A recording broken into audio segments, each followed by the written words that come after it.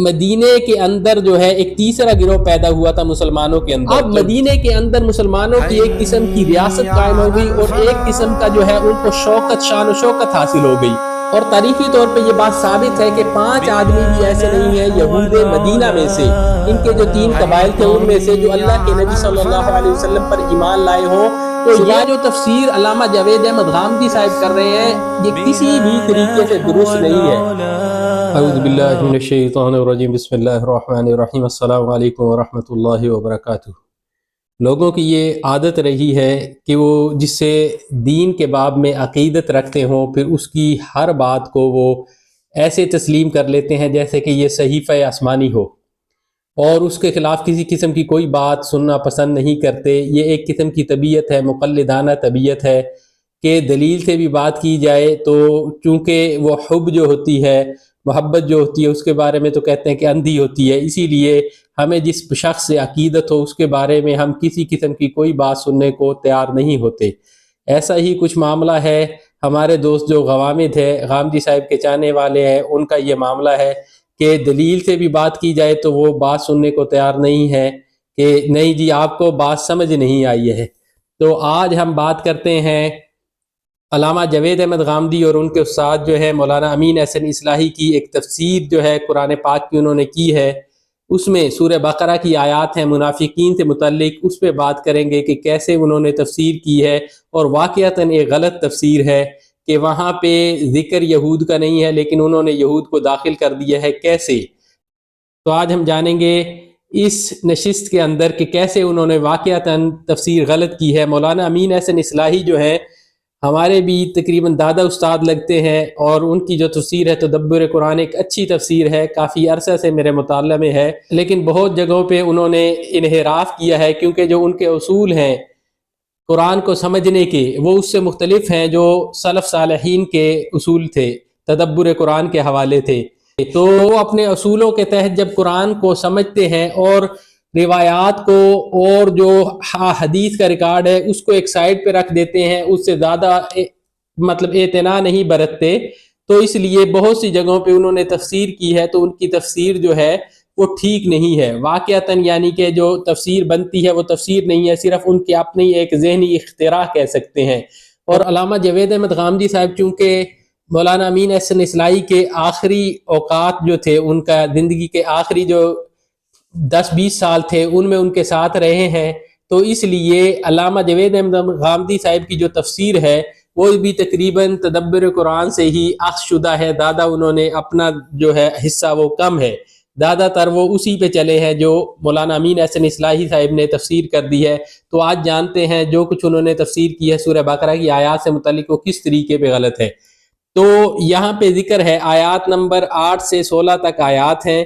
یہاں پہ ذکر ہے، اللہ تعالیٰ فرماتا ہے اعوذ باللہ من الشیطان الرجیم بسم اللہ الرحمن الرحیم وَمِنَ النَّاسِ مَن يَقُولُ آمَنَّا بِاللَّهِ وَبِالْيَوْمِ الْآخِرِ وَمَا هُمْ بِمُؤْمِنِينَ. اور لوگوں میں سے بہت سے ایسے ہیں جو کہتے ہیں کہ اللہ پر اور آخرت پہ ایمان لائے جبکہ حقیقت میں وہ ایمان والے نہیں ہیں. یہاں سے ایک گروہ کا تذکرہ شروع ہوتا ہے. وہ کون سا گروہ ہے؟ وہ منافقین کا گروہ ہے.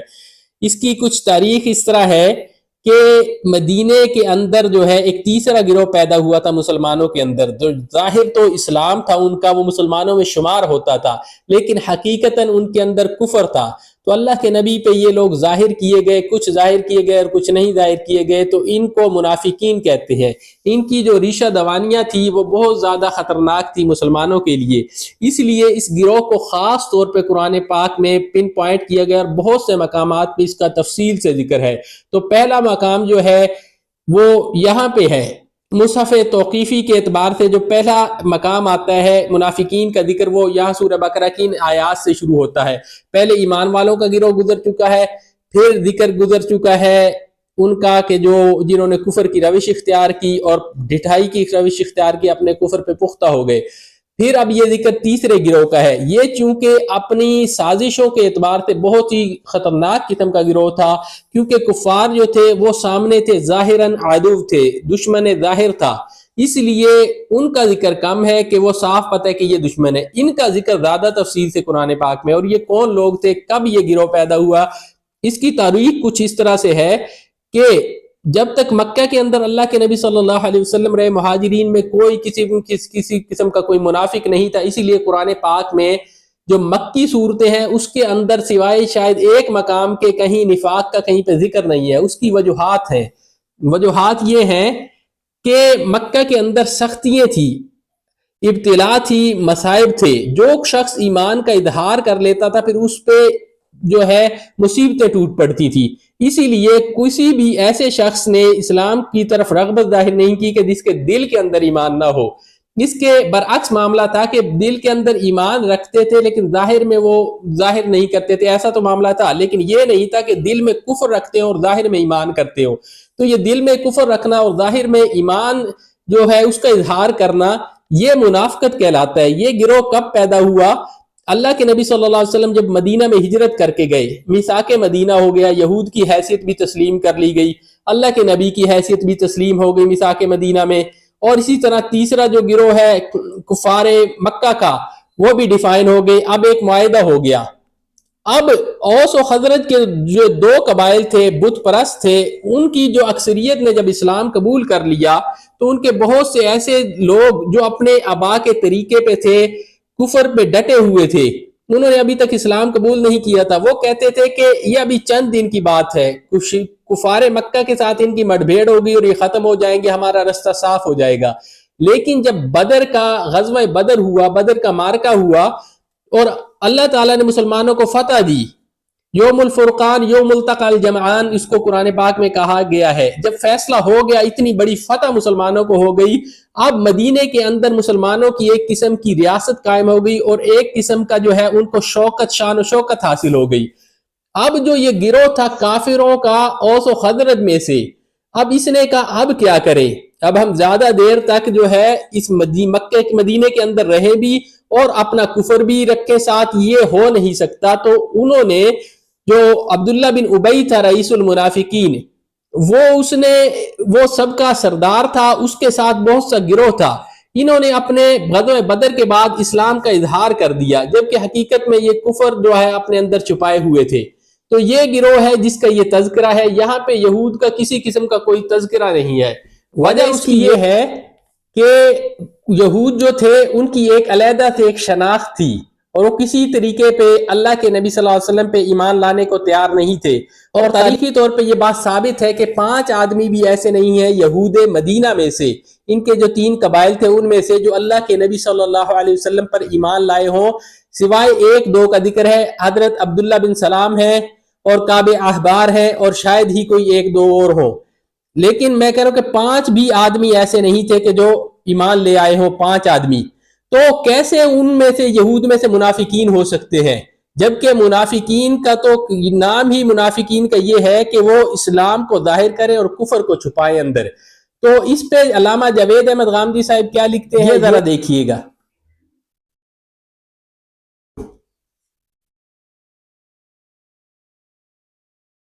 ان آیات کی تفسیر میں وہ کہتے ہیں کہ اس سے مراد وہ منافقین یہود اور اوس و خزرج میں سے ان کے ساتھی ہیں جو اسلام کی کھلی مخالفت کی بجائے اس کے اور یہودیت کے درمیان ایک قسم کے سمجھوتے کی خواہش رکھتے تھے. ان کی مخالفت مصلحت اندیشی اور مصلحت پسندی کے پردہ میں چھپی ہوئی تھی. اپنے زعماء کے طریقے پر وہ اسلام کے مقابلے میں مجرد انکار اور ضد کی پالیسی کو صحیح نہیں سمجھتے تھے.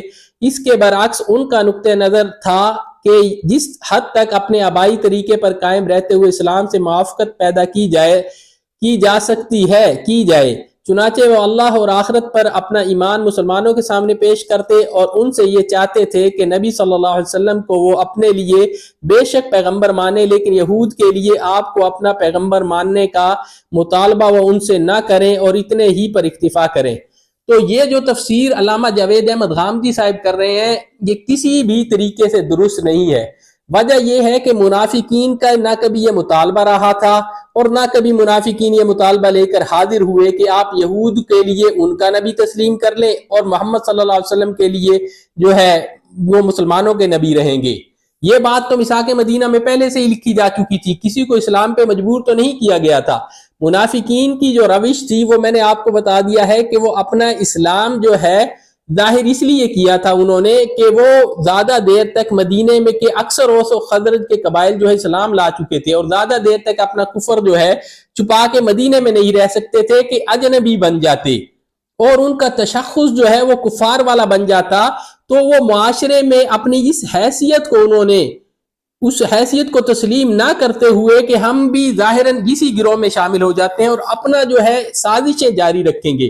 اور یہ بات کہ یہ یہاں پہ یہود منافقین کا ذکر ہے، یہ کیوں صحیح نہیں ہے، اس کی وجہ ہے وہ اللہ تعالیٰ آگے بیان کر رہا ہے۔ وہ کیا کہ اللہ تعالیٰ فرماتا ہے کہ وَإِذَا لَقُوا الَّذِينَ آمَنُوا قَالُوا آمَنَّا، اور جب وہ ملتے ہیں ایمان والوں سے کہتے ہیں ہم ایمان لائے۔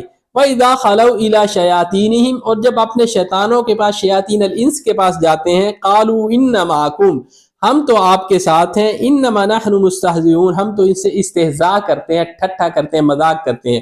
یہ روش جو ہے کبھی بھی یہود نے آ کے بڑے پیمانے پر یا 5-7 آدمیوں نے بھی آ کر یہ نہیں کہا اللہ کے نبی صلی اللہ علیہ وسلم کو کہ یا صحابہ کرام کو ہم ایمان لے آئے ہیں۔ تو یہود تو اپنی روش پہ اپنے مذہب پہ پختہ تھے، بلکہ ان میں سے جو ایمان اگر کوئی لایا بھی تھا تو اس پہ ملامت کرنے میں وہ بہت ہی زیادہ انہوں نے تیزی اور تندی دکھائی تھی۔ تو یہ جو تفسیر کی ہے دراصل مولانا امین احسن اصلاحی نے پہلی مرتبہ کی ہے، اس سے پہلے جتنے بھی مفسرین گزرے ہیں انہوں نے یہ منافقین ہی مراد لیا ہے، اور حقیقت میں یہ منافقین ہی مراد ہے۔ اس سے آگے جو علامہ جاوید احمد غامدی صاحب فرماتے ہیں یہود اس بات سے مسلمانوں کو یہ تاثر دیتے تھے کہ وہ محمد صلی اللہ علیہ وسلم کی نبوت کا اقرار کر رہے ہیں، لیکن وہ اپنے دل میں یہی سمجھتے تھے کہ وہ اگر آپ کو مان رہے ہیں تو ان امیوں ہی کے لیے اللہ کا رسول مان رہے وہ تو ان کے لیے ان کا اپنا نبی اور اپنے صحیفے ہی کافی ہے، وہ اس دائرے سے باہر کسی ہدایت کو ماننے کے مکلف نہیں ہے۔ تو یہ جو خامہ فرسائی کی ہے علامہ جاوید احمد غامدی صاحب نے، اس کا دراصل تاریخی طور پہ کوئی ریکارڈ نہیں ہے، نہ یہود نے کبھی ایسی کوئی روش اختیار کی ہے، یہ صرف ان کے اپنے ذہن کی اپج ہے، یعنی کہ اپنے ذہن کی اختراع ہے۔ اس کے علاوہ تفسیر قرآن سے اس کا کسی قسم کا تعلق نہیں ہے، اور نہ ہی کوئی اس کے پس منظر سے ان آیات کے یہ ظاہر ہے۔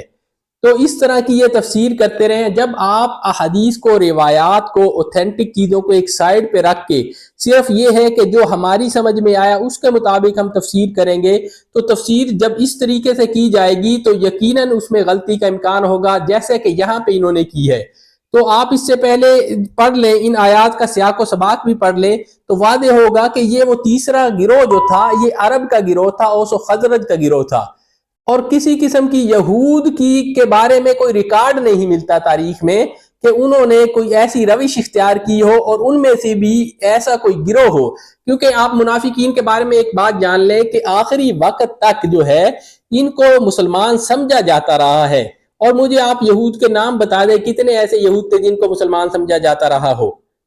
یہود کے بارے میں تو یہ ہے نا کہ یا ان کو مدینے سے نکال دیا گیا، اگر ان میں کوئی منافق تھا تو وہ اللہ کے نبی کے ساتھ رہ سکتا تھا کہ دیکھیں ہم نے تو کلمہ پڑھا ہوا ہے، اور اللہ کے نبی صلی اللہ علیہ وسلم جو کلمہ پڑھ لیتا تھا وہ مسلمانوں میں ہی شمار ہوتا تھا، اور یہ منافقین بھی ہے یہ بھی مسلمانوں میں ہی شمار ہوتے تھے۔ تو اس طریقے سے جو تفسیر کی گئی ہے، جو بھی علامہ جاوید احمد غامدی صاحب کے چاہنے والے ہیں، مولانا امین احسن اصلاحی صاحب کے چاہنے والے ہیں، وہ ذرا غور کر لیں، خود غور کریں ان آیات پہ، اور اس کی ہسٹری تاریخ بھی پڑھ لیں کہ یہاں پہ کہیں پہ بھی یہود کا ذکر جو ہے آپ کو تاریخ میں نہیں ملے گا۔